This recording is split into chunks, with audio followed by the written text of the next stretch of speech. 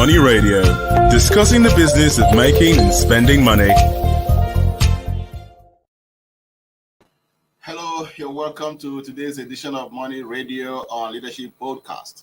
Money Radio, of course, is that program that brings you the latest developments in Nigeria's business and economy cycles and the issues of businesses around the world. My name is Innocent Odu. I'm here again with a very good edition of Money Radio. Now, today we are going to talk about technology and 2023 elections. It might interest you to know that the Independent National Electoral Commission, INEC, had declared that it will deploy the use of technology to collate, transmit, and of course, do all the processes concerning the 2023 elections. And so that left Nigerians so elated that at last we have found the magic wand against election rigging, vote buying, and other negative tendencies that surround the election in the country. And so we're going to look at the possibility of using technology to advance free, fair, and credible elections in the country. This is coming in the backdrop of the fact that one prominent African citizen was here in Abuja to attend the 14th edition of leadership conferences and awards. And he is no other than Raila Odinga, former Prime Minister of Kenya. And in his keynote address, yes, he welcomed the use of technology for the 2023 election. He, however, warned that technology could as well be used to rig elections, of course, judging by his own experience in his home country, Kenya, where he had contested elections between 2007 and 2022. And so we're going to look at how possible it is for elections to be rigged using technology. I am not alone in the studio. I'm here with my regular guest, who is also an ICT person, and he's going to bring his experience and expertise in the ICT sector to see if there is a possibility of using technology to rig elections in Nigeria. I welcome Hanel Defaru. Hanel, you're welcome to the program. Thank you for having me. Now, there was some time you raised the issue of technology in elections, and you also gave a warning, if I can remember, about using technology to rig elections in the country. And that kind of rigging could be more sophisticated than the normal rigging. And so on just a couple of days ago, just about a week ago, former Kenyan Prime Minister Raila Odinga was here in Abuja, and he was a keynote speaker during the leadership conferences and awards, where he actually warned Nigerians that irrespective of how optimistic we are about the election, deployment of technology in the election, we should also be very, very mindful of what goes on in the technology aspect of the election, because it will be rigged even using technology. Daniel, what is your take on this? Let me start by giving us a perspective, a general perspective about IT infrastructures and organizations that deploy IT infrastructures generally. In the cybersecurity community, there are two categories of companies in the world, or two categories of organizations in the world. Organizations that have been attacked or that have been hacked. Let me use that one. An organization that will be hacked. So there is no option of impossibility as long as hacking is concerned, looking at it from the cybersecurity standpoint. So that invariably means, yes, technology can be manipulated, if you want to use the word. It can be hijacked, it can be hacked. But again, the extent at which the extent of damage in the attack is dependent on the operators of this technology, which in this case is INEC. So yes, it can be hacked, but when it is hacked, what is the extent of damage? Will the extent of damage influence the election? Will it influence the results? Will it influence the vote? Will it influence the voters? What's the extent of damage? Because when you look at the possibility and the risk that is involved in putting in the risk that is involved in deploying technology, one of the things that I expect, and I believe they may have done as an election coordinator or coordinating agency is to carry out technological risk assessment, assessing, um, identifying the risks that comes with deploying this technology. Now, once those risks are identified, the next thing that I believe they should do would be mitigating these risks to the extent that it does not, it's considered to be relatively, the election is considered to be relatively fair, it's considered to be relatively free, and also transparent. Wow. Now, there's a whole lot, in fact, because we are very optimistic that at least now we have found the magic wand against election rigging and the rest of them. But judging from what you have said about the possibility of manipulations, and if the INEC got all the platforms that they need to stop that, it's another question entirely, which we might have to pose to the INEC as a commission to help us interrogate. But however, you see, there is something about Nigeria that worries people. People like us who are somehow trying to dig deeper into the crisis affecting nations in all aspects. Now, look at, you can imagine the ongoing issue of cash swap in Nigeria today. It's not supposed to be a problem, but it has presented a whole lot of challenges to Nigerian people, including when you want to even transfer your money, it's having issues. And the other day, I was speaking to the chairman of the Association of Licensed Telecom Operators in Nigeria about the use of USSD in Nigeria. Now you can see last week we had a challenge of people not being able to access that facility to be able to make their transactions. But then there was this assurance all the time that everything had been put in place and everything is working perfectly. So but once a challenge comes like this, we now begin to see lapses, very serious lapses at that.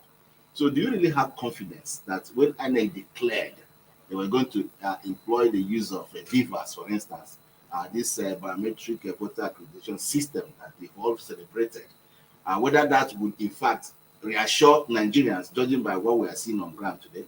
Okay, well, let me start by looking at the old Naira redesign process. Yes. You know, one thing most persons fail to understand is that there is a huge difference between capability and capacity. Capability is the ability for something to be able to work. Capacity is the extent at which it's able to work. When we have the USSD, yes, it is capable. We have the technology to do that. As a person, I can do it when the traffic is not much. That is capability. So that means the system is capable of ensuring that it works. Yes. But now the capacity now determines how many can it carry at a time. Yes. Concurrently, how many persons can be doing that transaction. So that's the issue. So we were looking at the capability, forgetting that there is a place of capacity. Yes. You get so. And those are the lapses we're saying. Yes, we have the capability. We are doing USSD when the traffic is low. We are doing a whole lot of transactions digitally. But now, when everybody wants to do it at the same time, at what capacity would that technology be able to function? So, but now looking at it from looking at INEC deployment of technology. The first thing is they have, to the best of my knowledge, they've done way beyond expectation, starting from the ascension of that bill, the new electoral act, into law. Then looking at the whole process of using technology, starting from the IDEB, which is the INEC device enrollment machine. Yes. Then going down to the beavers that would be used for, then going to the ABs that was used to clean, because we deployed about 4 different technology in the election process. The IDEB is for enrollment, the ABs is for cleaning of the voters register, then the beavers, which will be used for accreditation and transmission of results. Then the fourth one is the IRA, which will be used for displaying of results. So they have it's really been wonderful. But again, I because technology is not something you can give 100%, there is that possibility for there to be loophole. Now the loophole, whether it would be INEC intent loophole or loophole that has been identified by cyber criminals is really up to the public to determine by throwing the questions open. Now, covering some of this loophole, what huge organizations do in covering this loophole is to release their systems for third-party check, which INEC has not done. Yeah. You get, well, maybe they've done, but it's not been public. No, we have not heard anything about so, that yet. So there's been no public verification of all these technologies that will be used during the election. So that now brings the question mark of how sincere or how secure the system is. Now, without me having to go through the whole internal audit of the system, I know fully well that there is something called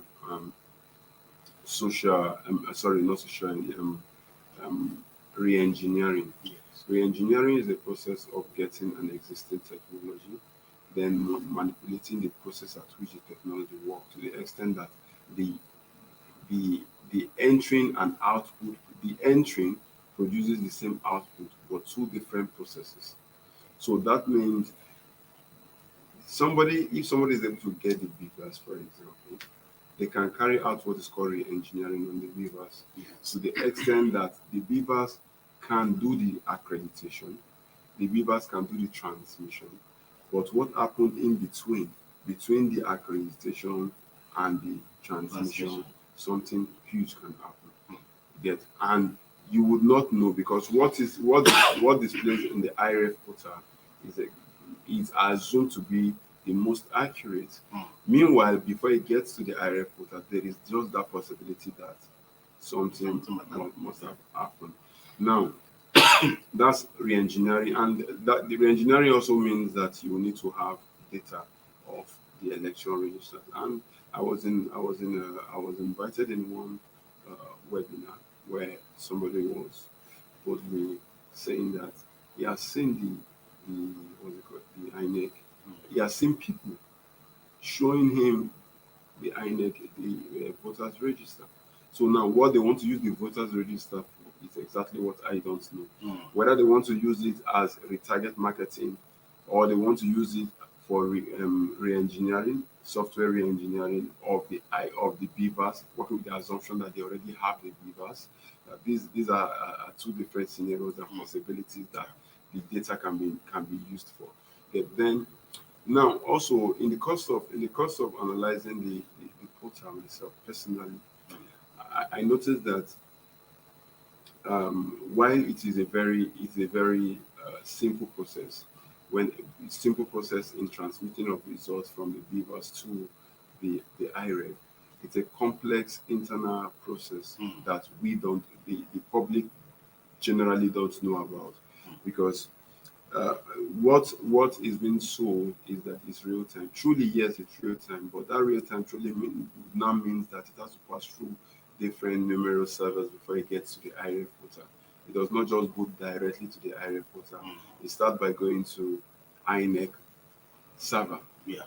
And from INEC server, certain things are done, and before it's not, because what you capture with the beavers is a JPEG file. What appears on the IREG is a PDF file. So that means there must be something that will convert it from JPEG file image to PDF.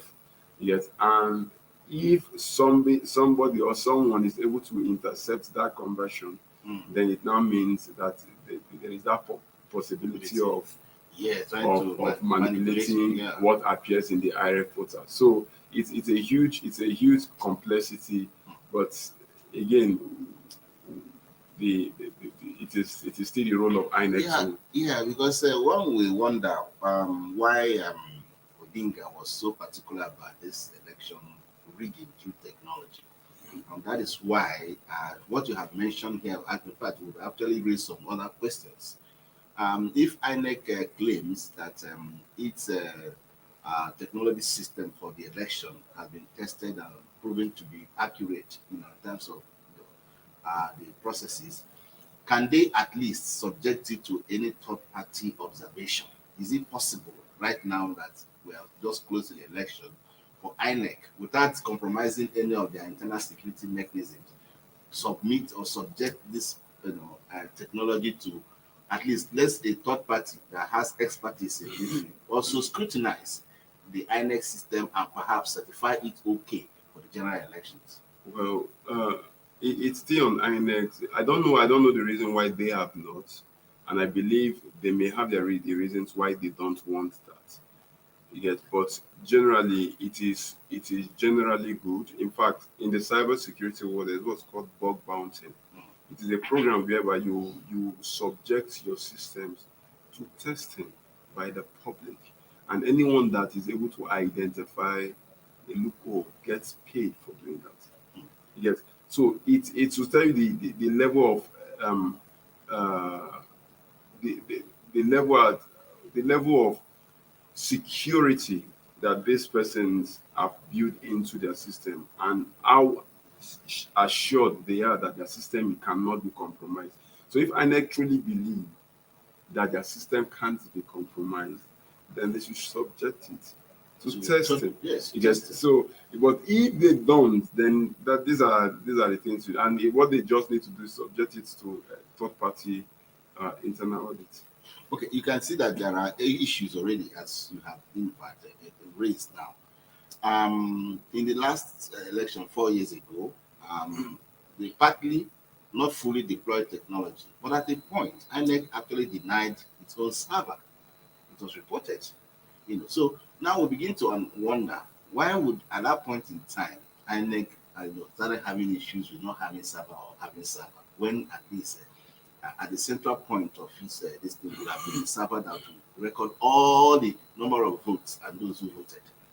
Now, I'm saying this based on the background of the fact that it can even this issue of collection of PVCs. Look at the sloppy nature of the production of the PVCs, where millions of people, to be honest, are going to be disenfranchised because of INEC sloppiness. They announced to the people that their PVCs were ready. Somebody will come from morning till night. The next day he tries again, and for 3 days, some people tried and they never got their PVCs. I have cases like that, numerous cases like that, and mostly they are not going to vote, including some who are actually threatening INEC to sue INEC for disenfranchising them ahead of the 2020. So if this sloppy process could be seen on issues of even the production and collection of PVCs, how much more of a complex setup like the beavers and other, Well, the challenge with the beavers, the good thing about the beavers setup is that happens before the election. So the only human interaction with the result management process is the manual, the manual voting, then manual counting, then manually you have to snap the result sheet to upload to the IRF portal. You get, so now anything can happen within that human